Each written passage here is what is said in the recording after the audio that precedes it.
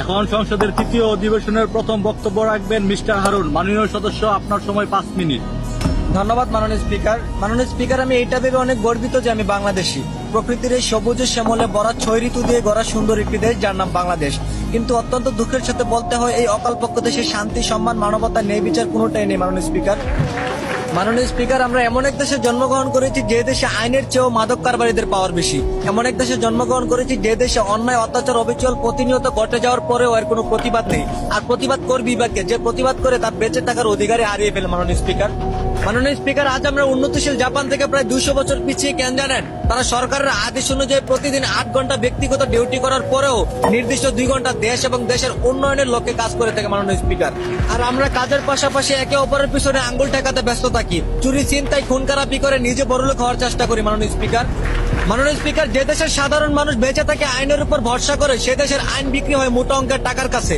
যে দেশের মা বোনেরা রাস্তায় হাঁটলে সম্মান নয় ধর্ষণ হয়, সে অভিশপ্ত দেশে কিভাবে আল্লাহর রহমত আসবে মাননীয় স্পিকার?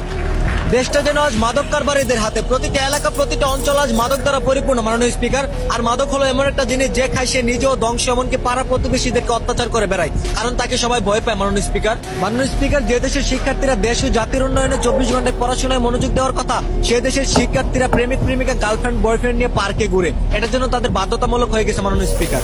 যে দেশে স্কুল ড্রেস পরে শিক্ষার্থীরা ভালোবাসার মানুষ নিয়ে পার্কে জড়িয়ে ধরে বসে থাকে, বুকরা হিজাব পরে টিকটকে নাচানাচি করে, সেই জাতি কখনো দেশের উন্নয়নের আশা করতে পারে না মাননীয় স্পিকার।